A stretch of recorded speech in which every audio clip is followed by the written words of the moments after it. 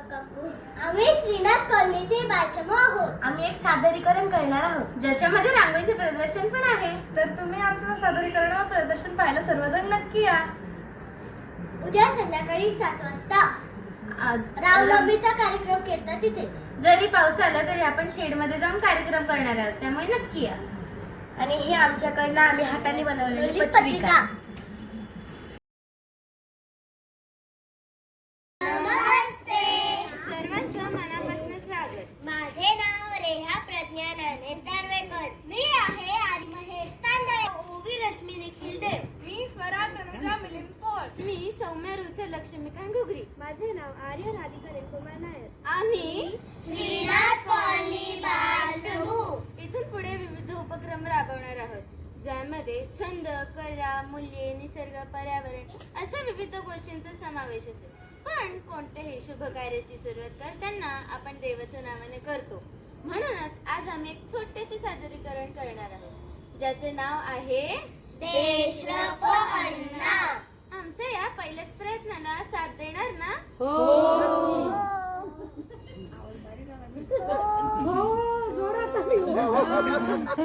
आकाशात् पतितं तोयं यथा गच्छति सागरं सर्वदेव नमस्कार केशवं प्रति गच्छति. याचा अर्थ आकाशातून पडणारे पाणी जसे शेवटी समुद्राला जाऊन मिळते, तसेच कोणत्याही देवाला नमस्कार केल्यावर तो केशव म्हणजेच भगवान विष्णूंपर्यंत पोहोचतो. याचाच अर्थ काय? कोणत्याही देवाला मनोभावे नमस्कार करावा. आता आपण ऐकूया विविध देवांच्या स्तुती, गाणे किंवा गोष्टी.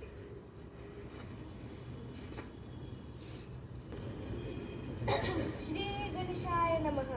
एकदा कैलास पर्वतावर भगवान शंकर आणि माता पार्वती निवांत बसले होते. त्यांची मुले म्हणजे गणपती बाप्पा आणि कार्तिक स्वामी खेळत होते. घेता घेता दोघे लागले भांडायला आणि एकमेकांची तक्रार करायला आईबाबांकडे गेले. त्यांची समजूत काढायला आईबाबांनी गंमत केली.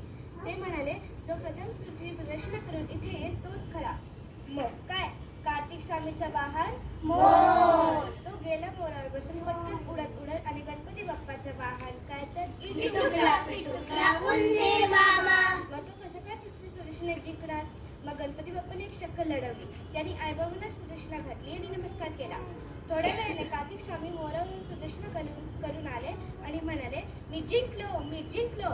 पण गणपती बाप्पा म्हणाले, आईबाबांच्या चरणी संपूर्ण विश्व असतं, त्यामुळे मी त्यांनाच प्रदक्षिणा घातली आणि नमस्कार केला आणि जिंकलो. थोड्या वेळाने ही युक्ती ऐकून मात्र सर्वजण हसायला लागले आणि सर्वांनी ते मान्यही केलं. म्हणूनच गणपती बाप्पा म्हणजे बुद्धीची देवता. बोला गणपती बाप्पा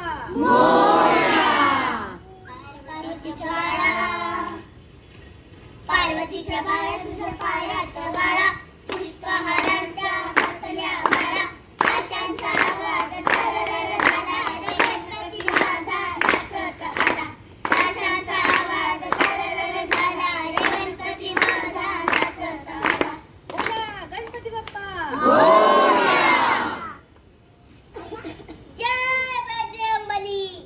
श्रीरामाने सीतेच्या शोधासाठी हनुमानाला लंकेत पाठवले. रामभक्त हनुमान समुद्र ओलांडून लंकेत पोचला. तिथे सोन्याचे महाल व भरपूर संपत्ती होती.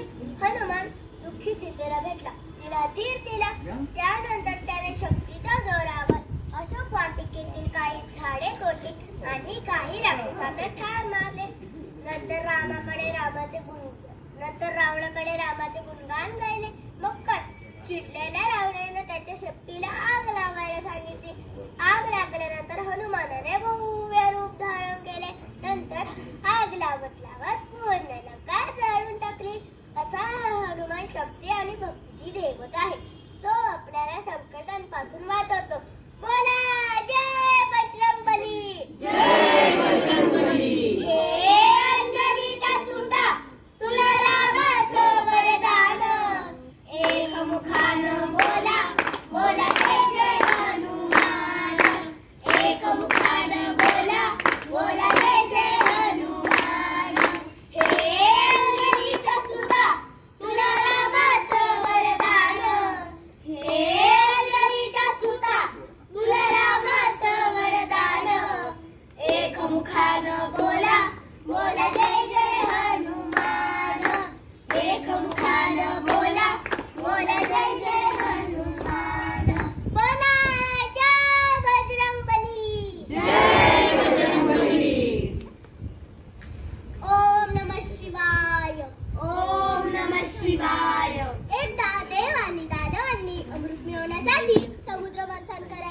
बनवले.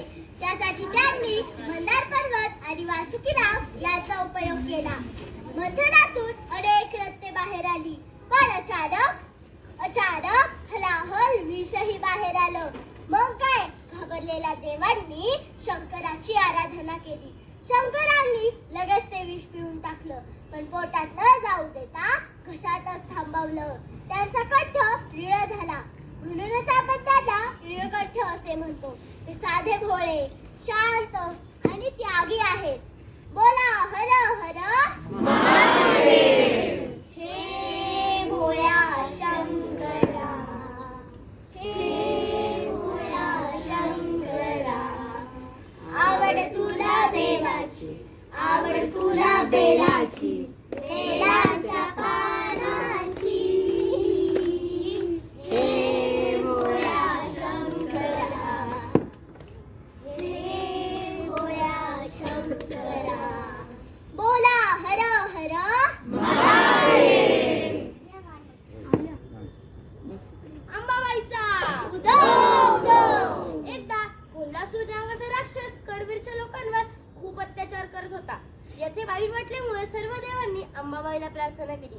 मग काय, अंबाबाई आणि कोल्हासूर यांच्यात महाभयंकर युद्ध झालं. शेवटी देवीने त्रिशूळाने कोल्हासूरचा वध केला, पण अगदी शेवटी त्याला पश्चाताप झाला. म्हणून त्याच्या इच्छेनुसार करवीरचे नाव कोल्हापूर ठेवले गेले आणि तिथेच अंबाबाईचे सुंदर मंदिरही आहे. अंबाबाई आपल्याला शक्ती, समृद्धी आणि संरक्षण देते. बोला अंबाबाईचा. उदे गांबे उदे, उदे गांबे उदे, उदे गांबे उदे, उदे गांबे उदे. बोला अंबाबाईचा. विठ्ठल विठ्ठल जय हरी विठ्ठल, विठ्ठल विठ्ठल जय हरी विठ्ठल. शांत प्रवृत्तीचे संत एकनाथ एकदा विठ्ठल भक्तीमध्ये रममाण झालेले असतानाच वाड्यात समोरून एक सावळा, कुरळ्या केसांचा, बोलक्या डोळ्यांचा, चुणचुणीत असा मुलगा आत आला. त्याचं नाव श्रीखंड्या. तो नाथांना म्हणाला, मला भूक लागली आहे, मला खायला द्या ना. त्यावर एकनाथ म्हणाले, अरे मग ये की आत आणि जेवण कर. त्यावर श्रीखंड्या म्हणाला, पण भूक तर रोजच लागते ना. त्यावर एकनाथ त्याला म्हणाले, बरं मग रोज येत जा जेवायला. त्यानंतर श्रीखंड्या म्हणाला, पण असं फुकट कसं खाणार, तुम्ही मला नोकर म्हणून ठेवून घ्या. त्यावर एकनाथ म्हणाले, अरे मीच त्या विठ्ठलाची चाकरी करतो, तुला नोकर म्हणून ठेवून घेण्याची माझी कुठली आली आहे पण. त्यावर श्रीखंड्या म्हणाला, मी गोदावरीचं पाणी आणून या रांजणात होते, झाडून काढेन, तुमचे पाय चेपून नये, तुम्हाला हवी नको ती कामे करेन, फक्त मला 2 वेळेचं जेवण आणि इथे कोपऱ्यात पडण्यासाठी चटई द्या. आता हट्टालाच पेटलेल्या त्या गोड मुलाला नाही तरी कसे म्हणणार. मग काय, तब्बल 12 वर्ष श्रीखंडनाथांच्या सेवेत राहिला. तो कोण होता ते माहीत आहे ना, आपल्या भक्तीचा भुकेला देव विठ्ठल, आणि विठ्ठल म्हणजे साक्षात भगवान श्रीकृष्ण. पाहिलात, भगवंताचेही भक्तावर असलेले हे निस्सीम प्रेम.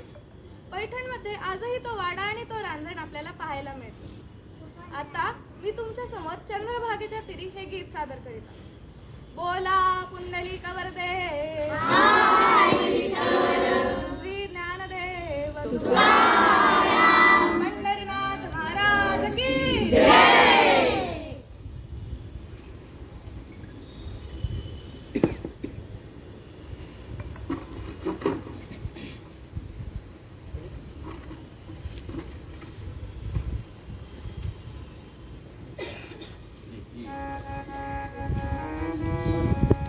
चंद्रभागेच्या तीरी उभा मंदिरी, तो पहा विटेवर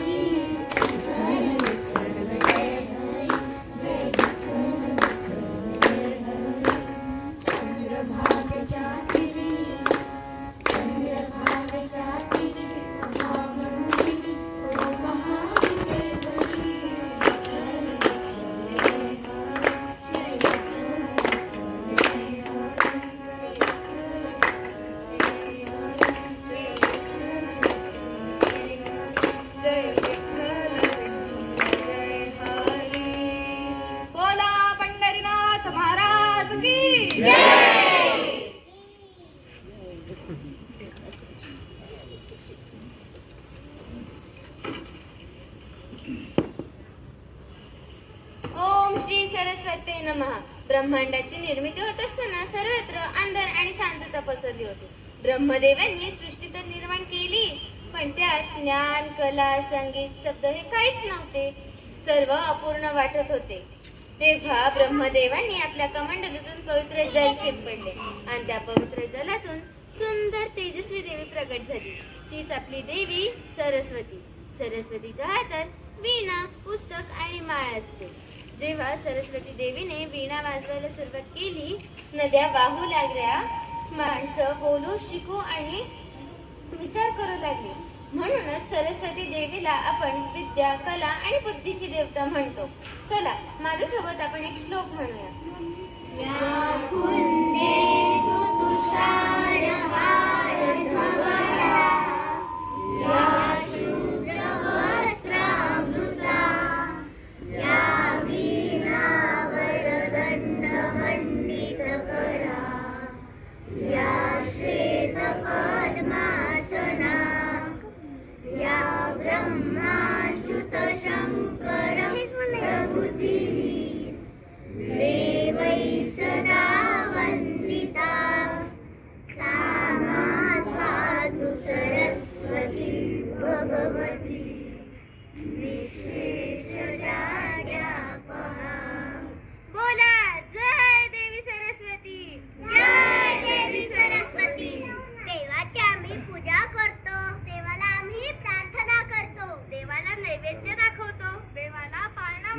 देवाचे भारूड म्हणतो, देवाची आरती करतो, देवाला वंदन करतो.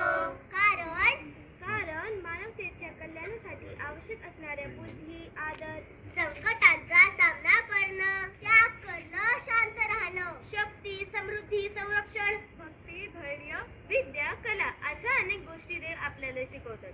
म्हणूनच देवावर आमची मनापासून श्रद्धा आहे. पण अंधश्रद्धा अजिबात नाही. मांजर आडवी गेली तरी गडबडून थांबणार नाही.